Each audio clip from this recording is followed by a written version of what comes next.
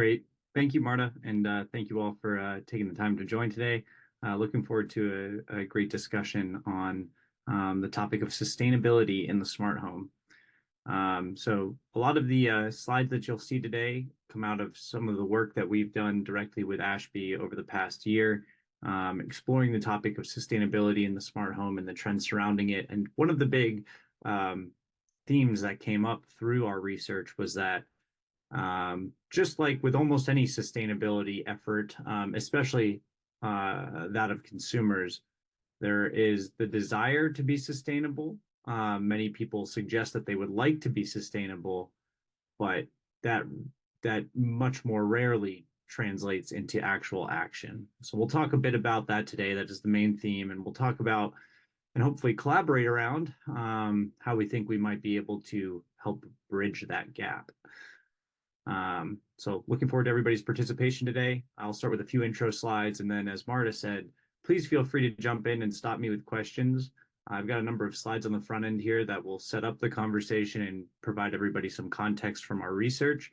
And then there are a couple of slides towards the latter half of the presentation where I'll actually open it up for discussion, but do feel free to stop me along the way and ask questions and engage. So with that, I'll get started.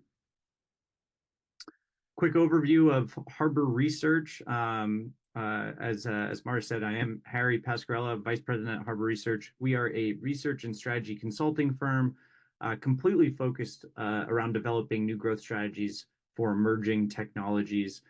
We've done quite a bit of work with ASHB over the years, exploring both residential technology as well as intelligent buildings. And but our work really covers pretty much every sector of the economy, all centered around how new technologies are changing the way that people do business and experience products and services in the marketplace. So we've been around for quite a while and have worked with both a number of technology suppliers and OEMs to do that. And through that work have really developed what I would consider a unique and well-rounded perspective on both how these technologies come to market, as well as what drives people and businesses to adopt these technologies. Quick agenda for today. So we'll go through a quick introduction on sustainability in residential and consumer settings. We'll look at energy and sustainability in the smart home. We'll spend some time together developing value propositions for smart home sustainability, and end with some open questions for discussion if we have the time to do so. So as I said, the work here focuses on not just sustainability as it relates to consumer behavior, but sustainability specifically in the smart home. However, we'll start a little bit more broad so we can zoom into that as we go. All right, let's start with the introduction. So when we think about sustainability, we tend to think of three pillars: economic, social, and environment. While a lot of the discussion of sustainability typically centers around the environmental side of things, and of course, much of the goals of being sustainable have to do with, reducing carbon footprint, reducing greenhouse gas emissions, conserving the resources that we do have, as we believe they are limited. Just making decisions based on the environmental side of things ignores two other very important considerations, which is to do so needs to be cost effective and economically viable, and also needs to support social outcomes that we care about, such as health and safety, inclusivity, and overall community engagement. And so you can't really just think about environmental sustainability. You must think about how sustainability works across all three of these pillars, and how these things can work together to help drive sustainable outcomes. There's a pretty significant need to think about sustainability in residential settings as well as the broader built environment.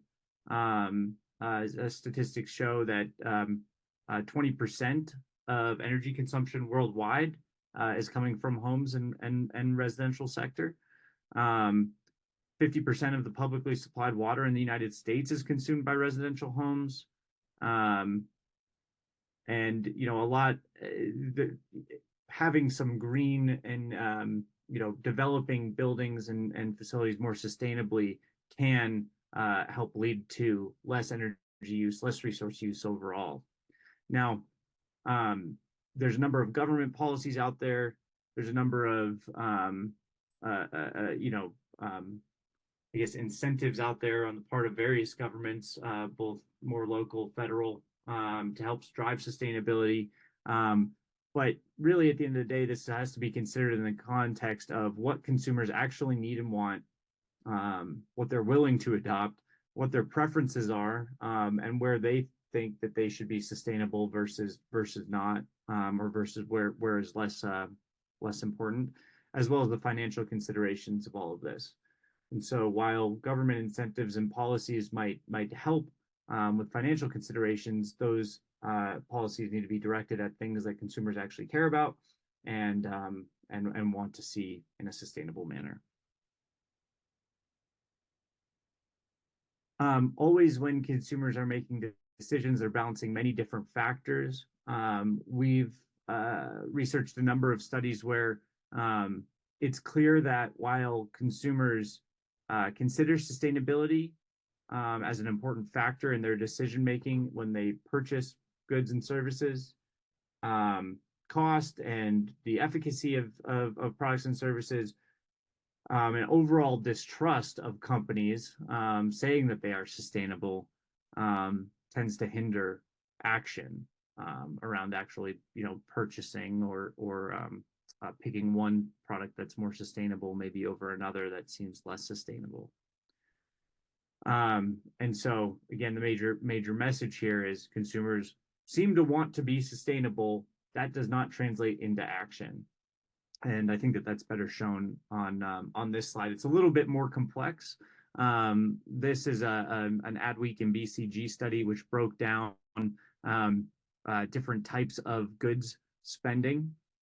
So you'll see at the top left there, grocery, retail, all the way over to the top right, home care.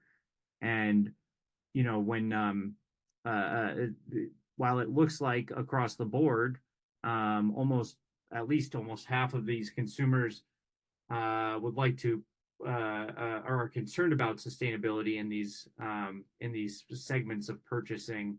As you go down the chart, who's actually adopting, then who's acting on, and who's actually paying a premium, these numbers start to drop off quite significantly. And so with that, there's this need to link sustainability as a value and as an overall purchasing desire or behavior to other needs, can really help drive additional purchasing and growth of such a product or such an effort. And a quote from that study specifically states, linking sustainability to broader related needs can grow customers 2 to 4x, where sustainability is related to, but not a primary driver of choice. So there's an opportunity here, sure, for sustainability directly, and we'll talk about sustainability as a primary driver, but also in thinking about sustainability maybe as a secondary driver, not the first order condition to how a consumer makes a decision. That how do we combine sustainability value propositions with maybe other value propositions to help drive uptake? And we'll get into that further. Marta, would you like to start us off with a poll before we get into the smart home side of things? So the first question on the poll is about how important do you believe sustainability is as a value proposition for your products and solutions? So is it something that is considered today by your company or your group as important, and is that message? And then secondarily, how much of a priority do you think sustainability is to your customers? And if you could please fill that out, that would be great. It looks like the majority of respondents here, vast majority of respondents on this first question, believe that it's at least moderately important. It looks like even a greater than 50% majority believe that it's either important or critical, and that it may be incorporated into the value propositions of your products and services today, which is great. And of course, there's a zero that say that it's not at all important, which is very interesting as well. On the consumer side of things, of course, it looks like the majority of folks have selected that it's more of a moderate priority for consumers as opposed to a higher, very high priority. But that does relate that it may not be something that's primary in consumers' minds, that they're going out and making the decision to purchase things because of sustainability as a first order condition, but maybe it's a secondary or even tertiary condition. And so I think this does highlight the need to not only focus on sustainability, that sustainability is important when messaging and positioning products, but that overall it may need to be combined with other sorts of value propositions to support certain activities and certain adoption. Would anybody like to jump in and maybe talk a little bit about how they see their priorities, or why sustainability is important to them, even though they believe that it may be more of a moderate priority for customers?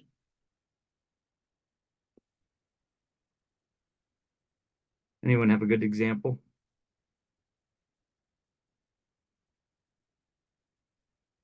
Here is Steve Kaufman. I'll jump in. So I really got this is a little bit of a. First off, can you guys hear me?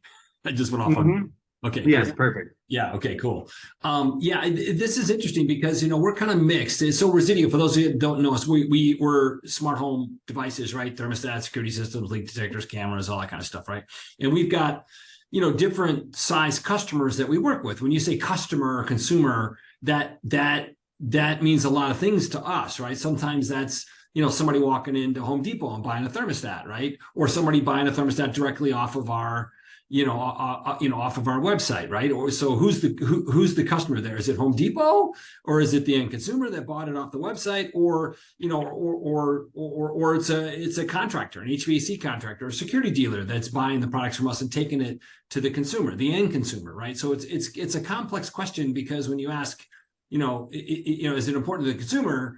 It's difficult. But what I would say is that we've got big partners, probably big customer partners. I'll put customer/partners that are really interested in what we're doing as a company regarding ESG. They want to work with us as a partner, as long as we as a company are focused on that, which is beyond just the products we sell. It's really, what are we doing as a company around ESG? Because that's important to them, so they want to make sure it's important to us. Right. So there's that whole concept and aspect of the thing, as well as just the industry in general, like the actual end consumer, is sustainability important, to them in general. And I think your evidence before kind of showed that, yes, some care, some don't, right? It depends on demographics, right. Depends on things, right, in general. And it's kind of like, and I'm dating myself here, but like, when did we as a society realize that smoking was bad for you? Right? I mean, everyone smoked at World War II, right? In that era, in the 40s and into the 50s, right? When did we decide smoking was bad? Well, over time, it just took hold, that because your grandparents were dying from emphysema, right, or some smoking or smoke cancer, or lung cancer, right? So it's I think sustainability might take the same path, is that it's going to take time or some indicators to now realize that, hey, this is important. We need to lean into this now and make it a priority, right? This is, if I might make a comment, this is Ken Wax. As smoking really hit a bump in the road when the Surgeon General of the United States came out and said, for the first time ever from a government agency, that smoking is bad. I would posit that sustainability is motivated in part by governments providing incentives for industry to clean up their act and get the air cleaner. Yeah, yeah. So Ken, you kind of where I was going. Thanks. Right. Is that where are the experts that are chiming in for smoking? There was the health industry, right? The health experts that came in and said, "Man, this is really bad. It's really bad. It's really bad. Right? You shouldn't do it." And then that was a problem. So who's standing up? As an organization or as the experts that says sustainability is important and that climate change is coming, and you guys all know that's a rocky discussion going on. Like some people believe it, some people don't.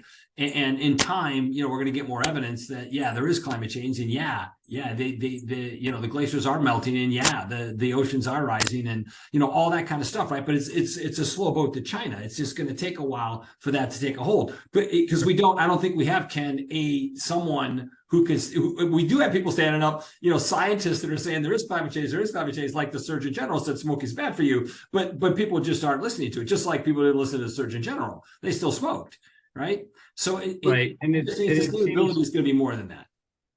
Yeah, and it's also obviously a temporal kind of issue, right? So you may not see the effects of your sustainability efforts directly in front of you, or even in a handful of years, or even in a generation per se. But it's kind of this much longer time period that we're operating within. But I do think you bring up a good additional point there, David, which is we're not just talking about a relationship between businesses and consumers, but there's a complex network of people and businesses in between that might be making some of the decision on behalf of a consumer. So a contractor who's building a home probably cares a lot more about cost and functionality than they do about sustainability, right? Because they need to make money off of what they're doing. They need to provide a service to their customers. And maybe consumers in that way aren't necessarily informed enough to be asking for sustainable solutions, as a top priority.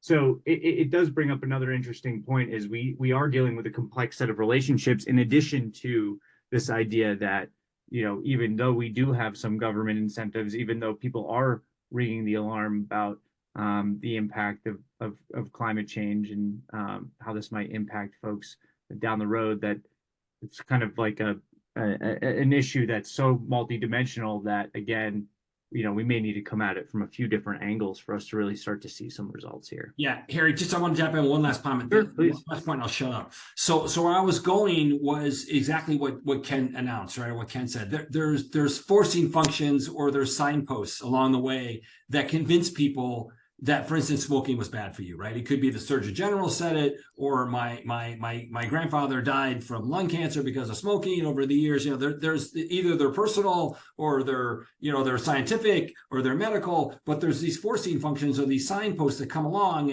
and so as an industry, if we feel sustainability is important, or we feel like that's good for business or good for the world and in general, then how do we lean into those signposts? How do we lean into those forcing functions to either repost or echo those, right, or actually create those ourselves? Because I'm trying to get at, is this good for the world? Yes. Is it good for our business? Probably. So what should we as an industry do to lean into that, to create those forcing functions, or create those signposts, or just realize that, right? And so that's how change happens, right? It's not going to happen because Ken just said it, or Harry said it, or Dave said it, but we're all saying it, and now some experts are saying it, and eventually it starts to get there. So what can we do as an industry? And that's what this whole think tank is about. I'm interested to hear what other people's comments are. I'm not saying I got this right. I'm throwing this out for thoughts, right? Sure. And I did just want to recognize in the chat a question that came up. Does it matter what happens in the US when China is continuing to produce what it does in terms of greenhouse gases and carbon footprint and whatnot? And I think, overall, of course, we have to look at it from a global perspective, but as we've seen in some of the data, it's clear that consumers care about it at least a little bit and would like to make some decisions around it. But it is, it is a concern amongst consumers, just as I was mentioning, that companies are just putting out marketing fodder and greenwashing, and that is one of those main statistics that we saw on one of the previous pages here. It's sets us up for a bit of a conflict in how we think about communicating both the benefits of sustainability and trying to use it as a way to drive uptake and adoption of products and services or solutions that we see as sustainable. It's an interesting dynamic here, and there's no easy way to solve it. I'll just add, we'll talk about some of it. Yeah, please go ahead. Well, thanks, David Katz. I just want to build on the issue of China. We're working with the Chinese Academy of Building Research, and they're way ahead of some of the things that we're doing in North America. Because in many cases, it's not about making a profit for your next board meeting. It's about making your buildings more productive for those Chinese workers. They want to be healthy, and they want to be also considering that. So I think it's not a competition. And we're up to COP28, and I've been doing this since COP1. So it takes time, but it's now economic to be more sustainable. People thought you had to pay more, and it isn't the case. I was at an IFMA presentation last night, International Facility Managers. Those publicly traded real estate companies, they're getting it. They have to get it. They have to report. In single-family homes, it's very personal. It's what you pay, what your mortgage is, what your utility bill is, what your comfort level is.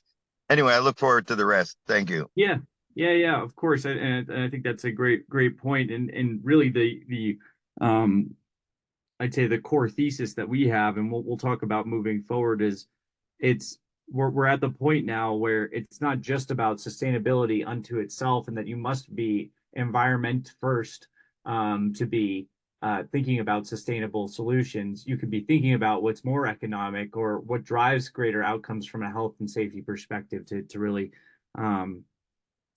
consider the adoption of these kinds of solutions. But great discussion so far, guys. I'm going to try and get through a few more slides here and get us to this kind of value discussion as well. So when we think about sustainability in the smart home, of course, sustainability isn't the only reason, and likely isn't the first reason why people adopt new technology to support what's going on within the home. We've identified 4 main motivators or values for smart home adoption. Resource management is obviously the one that's most closely aligned with sustainability, but there's also comfort and convenience, safety and security, and overall cost savings associated with this as well. And so there's opportunities for things like a smart thermostat. Of course, it provides some sort of sustainability benefit if it's, say, learning your schedule and adjusting the temperature within the home to something, maybe if it's in the winter, lower during the day and higher in the evening ahead of when you're coming home. It's saving some energy in that regard. But it also allows you to control it remotely, or even the value of it learning your preferences and schedule, and in that way, providing that comfort and convenience value may be the driver of adoption there, even though there are some secondary sustainability benefits. And so there's a lot of cases where, whether it's greater visibility into what's going on in the home, greater ability to manage and control what's going on in the home, driving that comfort and convenience, or whether it's sustainability first and foremost, there's a lot of reasons why you could adopt some sort of smart home technology, and sustainability is one and maybe a secondary behavior.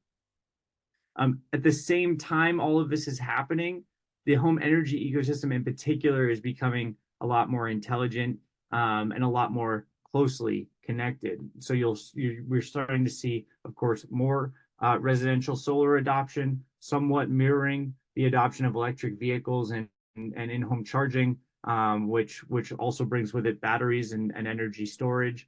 You could start to set up a complete energy management system around those kinds of assets. But all of this is kind of combining to offer us a lot more data, a lot more insight, and overall a lot more control about how energy and other sorts of resources might be used in the home. And so in that context, there's an increasing opportunity to realize and actually monitor that sustainability value.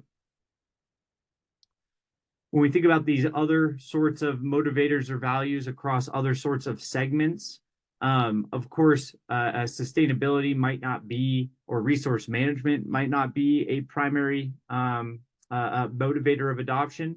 But you'll see across the board that there is a number of devices or segments here that we're calling it that do have some resource management or sustainability benefits.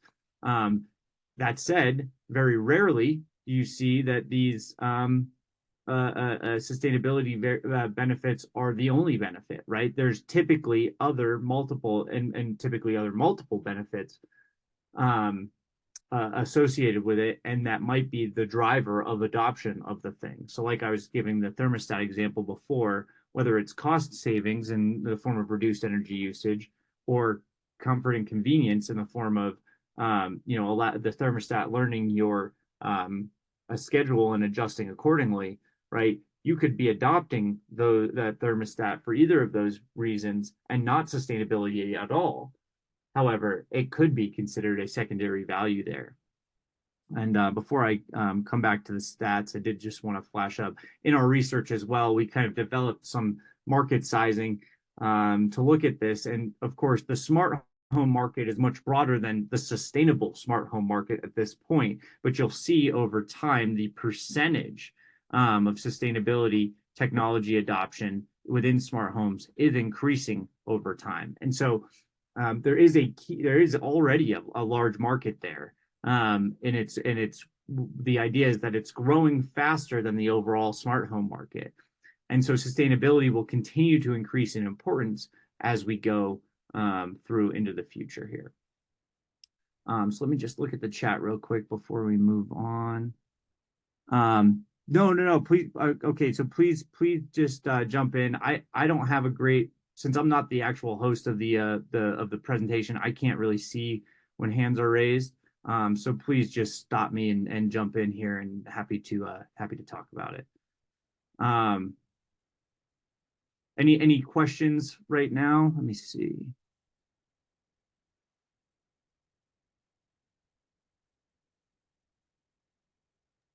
Well, did you have a specific question that I can answer? Not a question. I was just going to respond to your first one, but I can also do it later when you're done with the rest of this. No, please. I was just going section by section, really. Okay. A lot of the things that have been said, I have some similar things that I've noticed in our industry. So I'm with CEDIA, which is generally is the residential market and some light commercial. And as far as adoption goes, there's always a battle for dollars. And a lot of times sustainability is towards the bottom when people are building or retrofitting. When they look at the costs, there's also the aesthetic side of it. Yep. Especially when we're talking about solar panels going on houses, that can be a challenge. And then the third thing is, what is really the net in energy savings, which is something I've been putting a lot of thought to lately. When you have everything in the house communicating and you've got electronic dimmers and you got electronic this and electronic that at idle versus a plain old light switch, they have current draw.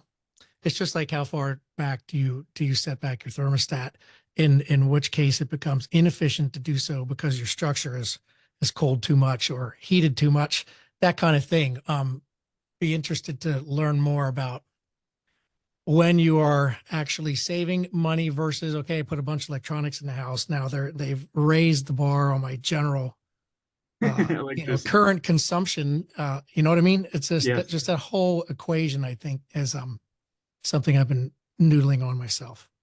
Yeah, it's a great topic, and I think to me it's a great opportunity for an in-depth study on energy usage and how maybe like a picture. It would be really cool to see a picture of before and after of a home that was maybe not as smart before, had older technology and systems within it, and was completely upgraded, and what the impact of that was on energy usage and ability to actually save that over time. And of course, even with smart devices, I mean, their energy usage drops as they get as I guess the innovation increases, right? As they become more and more energy efficient themselves, just as we've seen with appliances and over time. And so it's an interesting dynamic, and it's not just technology that can help drive the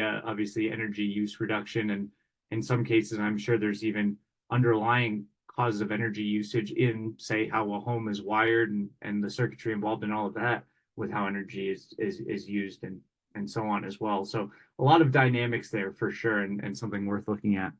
Yeah, thanks. All right, let me all right, so developing value propositions for smart home sustainability.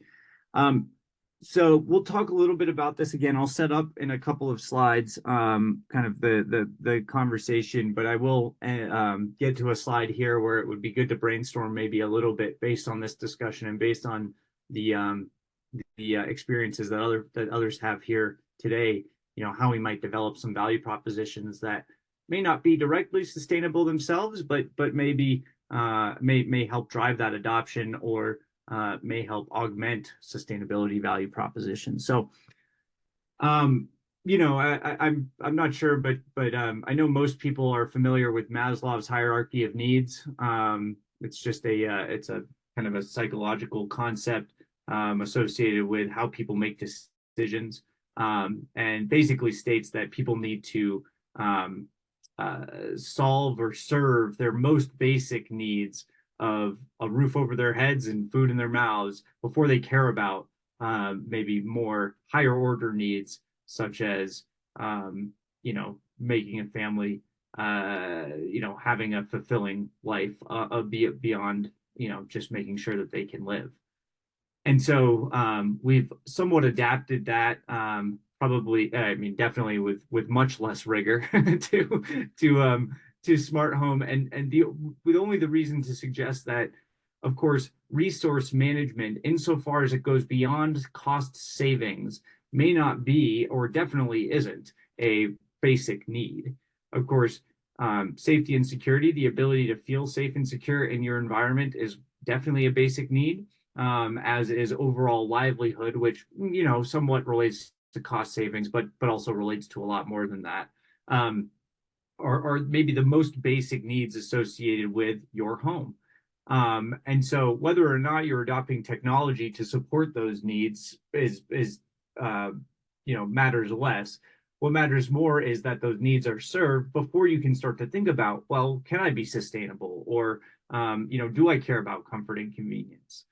And so what ends up happening is of course, this relates a lot more to somebody's demographics or a household's demographics and how they make decisions about certain types of products, services, solutions, technologies. So as I think is relatively common knowledge, higher incomes means that people's livelihoods and safety and security needs are often more met, and they care more about comfort and convenience and resource management that are, relatively speaking, nice to have. More highly educated consumers may be more concerned with environmental issues, as well as thinking that rural consumers may be less likely to value sustainability than suburban and urban consumers, and so on. And there's studies out there that dive into this. We had researched and looked at a few for this complete work that we did.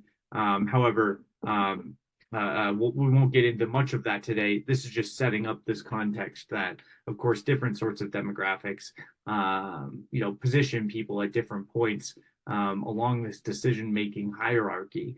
And so, of course, certain customers will be more aligned. Certain consumers will be more aligned with certain value propositions than others. When we look at this in the context of smart home, a significant portion of smart home devices today are sitting in homes where they may be the only device that's smart in the home, or maybe there's a number of devices in the home, but they're relatively unconnected to each other, unintegrated with each other. They're doing things that we would consider smart and connected, but maybe not, maybe unto themselves, as opposed to more of a systemic type of a solution, smart solution in the home. This could be things like just a single smart home hub or smart speaker. Maybe there's a smart light in the living room, or maybe a security camera or a smart doorbell. But in many cases, these are singular devices unto themselves. While they are smart, they are quite fragmented in how they're being adopted. Over time, we would start to see more systems being implemented in the home. So this could be an entire entertainment system that's smart and connected. The lights match the TV, matches, how other devices either, stop notifying or whatever that looks like. A complete integrated smart entertainment system. Same thing with security. And I think security is one of the major drivers of adoption of smart home today, is, having complete security systems. So not only a smart doorbell, but you might have a few security cameras or other sorts of sensors around the home and around a property to ensure the safety and security of people within it. And of course, similar to what we talked about earlier around kind of the evolving energy landscape within the home, the solar battery EV charging system is a great example of this. But so that even precedes maybe a more completely integrated system of systems within the smart home, where all of these systems are interacting together and sharing data and producing better outcomes for consumers because of all of this connection. So, relatively speaking, while there may be some of those smart home system of systems out there, they are relatively few compared to this kind of fragmented experimentation in the system implementation phase. The biggest point here is that somebody's values and objectives may be different at each of these stages as well. So maybe in the near term, they want, sorry, it says remove visibility. It should be remote visibility there. Maybe they just want some remote or app-based kind of control. Maybe they like the convenience or the novelty of a light that changes colors, or maybe they just want communication with friends. There's many different reasons why somebody might adopt a singular device. As we start to get into the system implementation phase, we start to see maybe more integrated, more systemic values and so on. And so, of course, if most of the market still remains in this fragmented experimentation phase, how might value propositions change for people here versus people further along this maybe maturity curve? And that's something to be thinking about as well.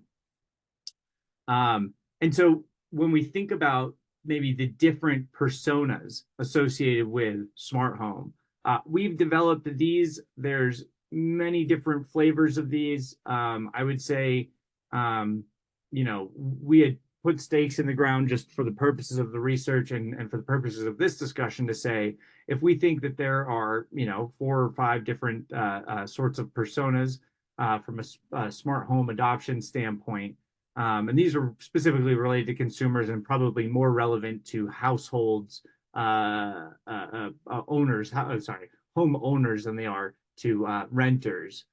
We could think that, even these different types of adopters will have also different values and objectives as well. And so, of course, you have people who do make decisions specifically for sustainability purposes, but there's so many other people who are adopting smart home devices that it just seems like there's untapped market if we only focus on sustainability. Of course, we should be focusing on other sorts of value propositions as well. And so that's really what I want to be able to talk about today. So, for example, how can we really combine sustainability value propositions with other value propositions, or vice versa? So if I want to, really understand or really want to protect my family's health, safety, and security, is there any relation to sustainability or not? How does that function? How might a consumer think about that? And so if I look at this is a page that we use to help try and kind of hone in on different sorts of value propositions and ways of thinking about how companies can create value for customers versus capture that value in the marketplace. And I'd like to just take a minute to open it up, see if there's any questions or discussion topics based on what I've covered, but maybe come back here and do a little brainstorming on how we might start to combine some of these value propositions into ways in which we can communicate with the external world, with consumers, with channel partners, that these products not only are sustainable but may benefit in other ways as well, and how those value propositions can combine to drive value. So any questions, any thoughts before we dive in here?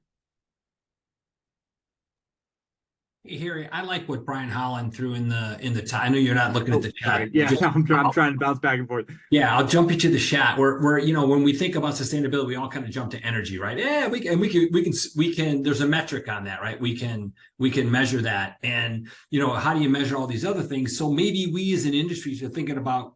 I'm making this stuff up, Brian, so don't shoot me.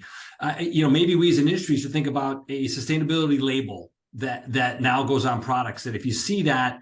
It's like the Energy Star, right? That may be a good example, but Energy Star, you go buy any product that's got Energy Star on it, oh, it must be energy saving, right? It's just some smart people have thought about this product and the government has stuck this label on it, right? Should there be some kind of sustainability level that we all lean into that embraces more than just reducing energy, but actually, represents a lot of things, right? Kind of like a nutrition label on a product represents, there's a lot of detail in there, obviously the nutrition label, but is there something we should do as an industry to start bringing that to the forefront? Again, the way this will happen is through kind of a drumbeat, right? Signposts and what Ken was saying earlier, forcing functions, right? Experts getting up and saying that, right? And driving it home, because it feels like, Harry, the movement has begun, right? From your graph before, you didn't show it like leveling off. You show it as like the movement has begun. Do we want to accelerate that or lean into that as an industry? So, Brian, I kind of stole your thunder there, but I thought maybe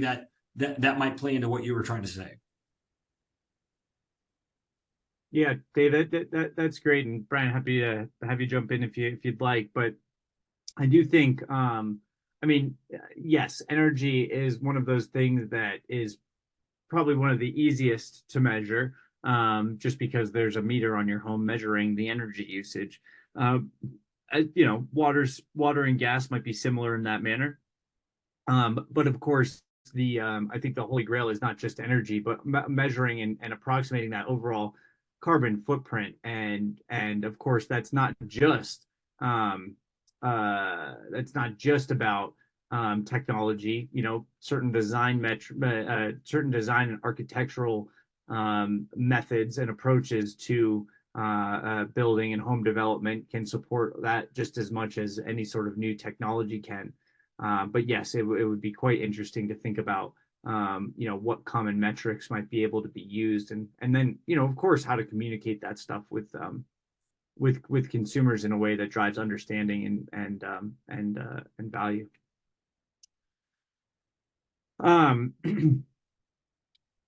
So anyway, ideas about other, like how or maybe even for those who are working in businesses that are directly serving consumers today, what types of value propositions have really hit home for folks? Is there any sort of thoughts about the better ways to communicate with consumers? Maybe not just about sustainability, but about the broader benefits of smart home that seem to have done well to this point?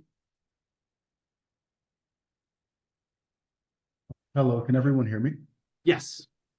Great. Hello, my name is Dejan and I own and operate Renewed Robotics.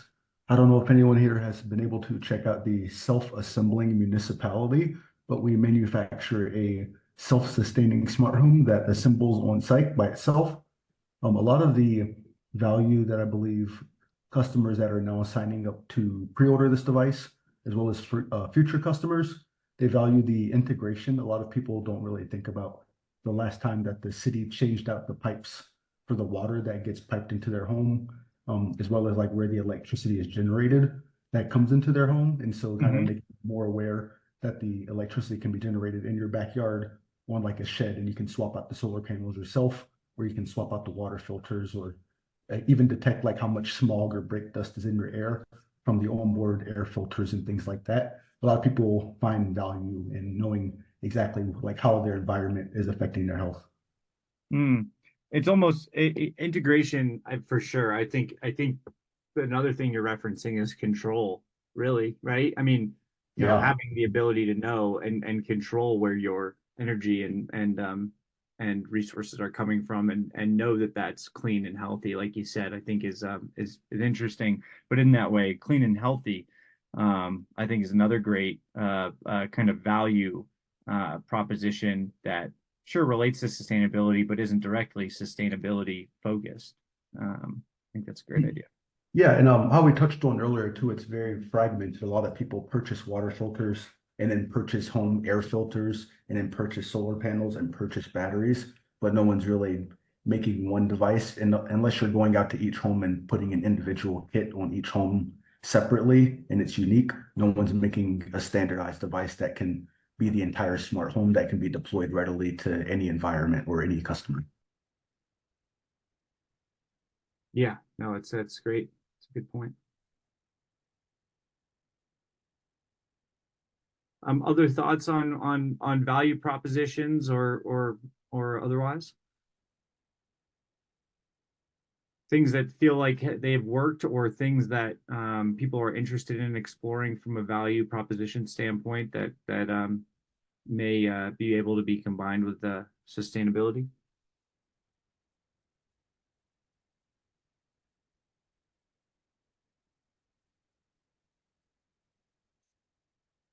I see here in the chat, Elizabeth had said any comments on the smart circuits coming into play.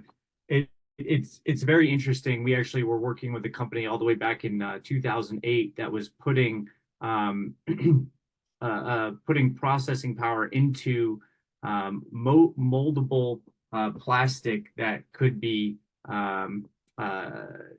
I guess combined into a circuit breaker itself or into an outlet that's on the wall. And you know, the way in which these kinds of circuits are designed, you can actually see whether or not, you know, if let's say your washing machine is plugged into this outlet, you would be able to tell whether or not you were doing a load of colors or a load of whites. And of course, I think that technology was too early on back in 2008, but I do think there's a kind of a rebirth of a lot of that coming into play, you know, just as the adoption of the smart home has increased over time. And I do think that there's a huge opportunity, both from a monitoring and understanding how, you know, what's using energy within the home, as well as how that energy use could be changed or modified, or even provide recommendations around all of that. But until you get down to that kind of circuit level monitoring, it's pretty difficult to really uncover every sort of energy usage activity that's going on within the home and actually make any true kind of whatever improvements on all of that. So I think that there's a big opportunity there in such a small device and system for sure.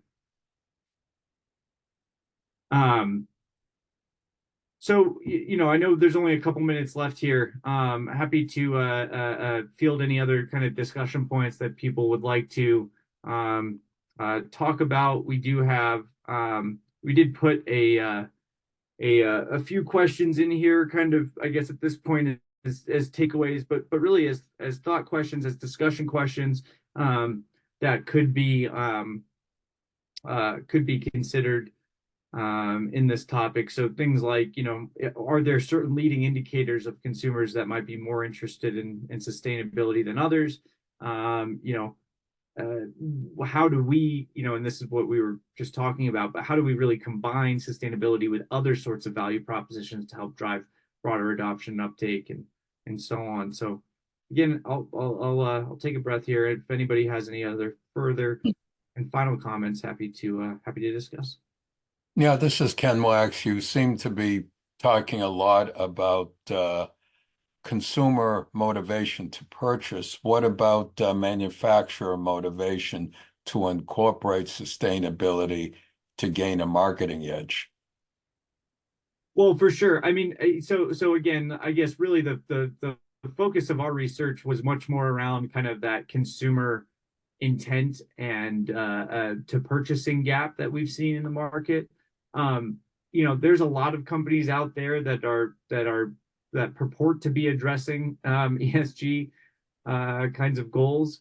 I think one of the biggest issues is that in many cases, if it's just a marketing driver for them, consumers are very wary of that, and are worried about being just greenwashed into believing that the things that they are buying are sustainable or environmentally friendly.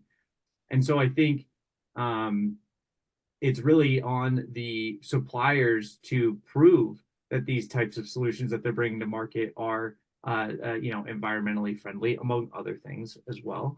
And how they do that is definitely multifaceted, multidimensional, definitely a topic worth exploring, just not one that we covered so much in this research.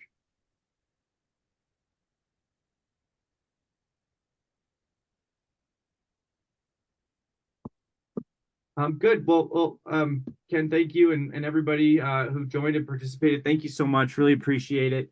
I believe Marta and team will be making sure to distribute the recording and some of the materials that we had covered today. And feel free to reach out to me on LinkedIn, and happy to continue these conversations separately as well. And yeah, looking forward to see where everybody takes this. It's a great opportunity and great topic to continue to explore. Thanks, everyone.